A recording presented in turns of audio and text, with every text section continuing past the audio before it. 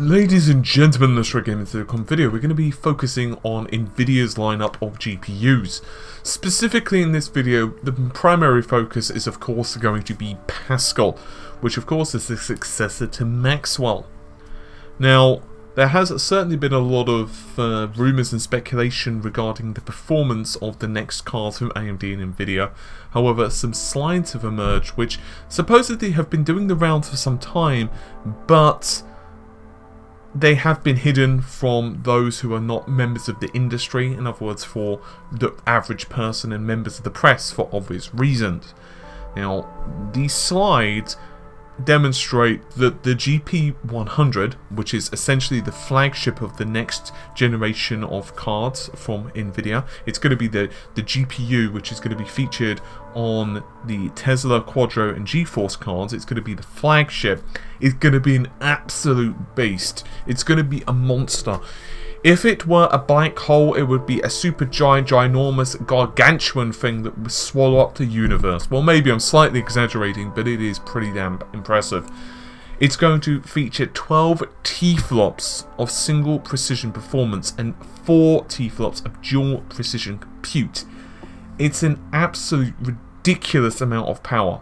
Now, typically we would add slides, as you know, into the video. However, because these are leaks, I'd prefer not to do it to this video. However, in the video's description I have placed a link to the originating post for this on Beyond 3D, and I'd encourage you to check it out if you so desire. So what does all of this mean? Well, it shows that the performance is absolutely ridiculous. It shows that the level of performance we're going to see from the next generation Nvidia card, and to be honest with you, I had to read these numbers a couple of times because I was so damn impressed. Essentially, Maxwell per watt is rated 23 GFLOPS. Now, dual chips can push this to around 25 GFLOPS, which is still pretty impressive until you come to the next generation. The next generation is going to push this up to 42 GFLOPS.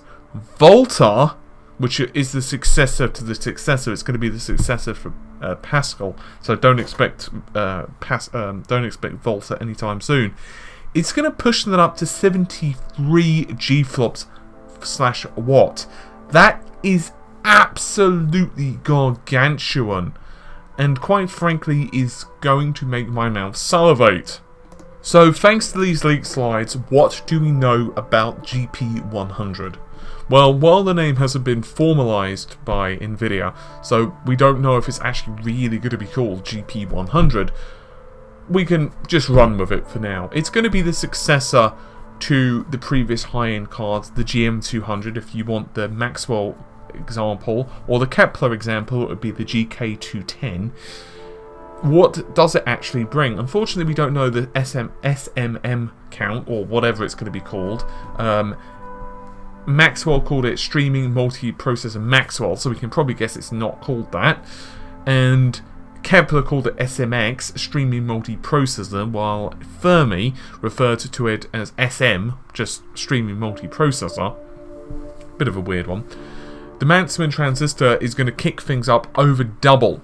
So Maxwell's 8 billion, nope, not 16 billion, 17 billion. We don't know the maximum die size or any of that stuff, which is unsurprising. However, the big one, compute performance, Maxwell is 6.1 TFLOPS. This doubles it, it goes to 12. That's incredible. Just honestly think about that just for a second. We are doubling the performance of the GPU. Now, I think it's fair to say that AMD, and I'm throwing this out there, this is not based upon slides, this is just based upon conjecture from what I've heard. I think it's fair to say that AMD's is probably going to be around the same. But obviously I'm saying that without confirmation, so they're probably going to see a performance jump around the same. The maximum VRAM. Now, VRAM is one of those things where you don't miss it until you don't have it. A lot of folks are really focused on the speed of HBM2, which is obviously 1 TB per second, assuming standard clocks, compared to Maxwell's obviously Flagship, 336 gigabytes a second, which by the way is the same as Kepler's. The primary difference between the two is that Maxwell introduced a whole bunch of features which improved the compression of data around the board, which essentially means that 336, I've heard data for around 30 to 40% actually higher effectively, but let's just use physical numbers here, because let's face it, it's not like Pascal is not also going to have various color compression, other memory efficiency algorithms. So once again, the maximum bandwidth is 1 terabyte per second, but the primary difference is that the VRAM for the highest end model is going to be 32 gigabytes. Now, I've heard some rumors that that's not going to be for the high-end customer variants.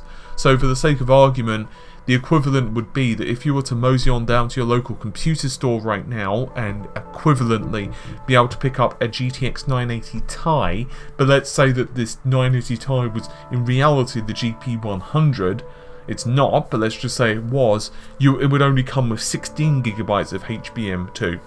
But that's been unconfirmed. It would make some level of sense and would help to differentiate it from, let's say, the Titans, whatever they end up being called. So the TDP is 250 watts. We obviously have no friggin' idea what the hell the pricing is going to be. I think it's fair to say that it's not going to be cheap. I have a feeling it's going to be around the same pricing as the Titan when it was released. So you're probably looking at like $1,000. Obviously, I'm just pulling numbers out of my ass here. But what does that really mean?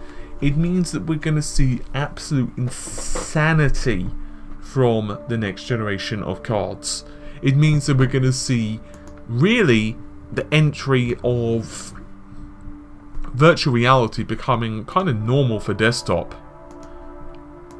For the final piece of news for today, because my throat is probably at the verge of giving out with the amount of talking I've had to do, Nvidia are also supposedly preparing the launch of a mid-range GPU, well, mid-low range card, a GTX 950 SE. So this one popped up because of HW Battle, and essentially the card is going to be offering a similar level of performance, if not slightly better than the 750 Ti, but it's going to offer it at a similar price point. So the GTX 950 was launched back in August last year at around $160 US, which is pretty decent, and essentially was aimed at the 1080p market. It was basically an entry-level 1080p card, which, you know, it did okay. But if you want to go below the $150 mark, which it was aimed at in terms of pricing, you really had only the choices from Nvidia, at least, of the 750 or the 750 Ti, which of course were not based on the Maxwell architecture. Well, at least they were based upon the older Maxwell architecture. So this is going to change supposedly with the introduction of the 950 SE. What is going to include? Well, it's going to be an absolutely titchy little card, to be honest with you.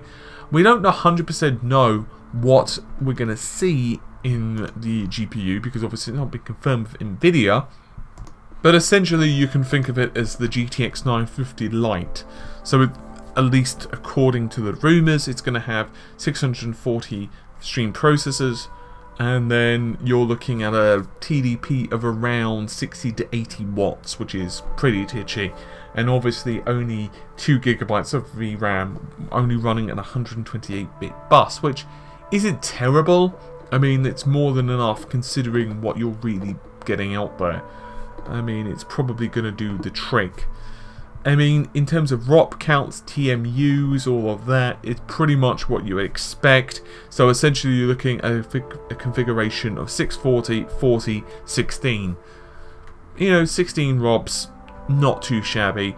It's certainly not the absolute monster that is the GTX 980 Ti, but it's going to be a lot cheaper. How much? Well, we just don't know yet, but it's probably going to retail at the low $100 mark. Personally, I think the difference between it and the GTX 950 proper which is probably going to be about $20–30 at best. I would rather go with the GTX 950, that's just me, because I prefer the extra bit of power, but for some folks who really are pinching the pennies, I can see the appeal. Anyway, hopefully you've enjoyed the video. I'll see you soon, take care, bye for now.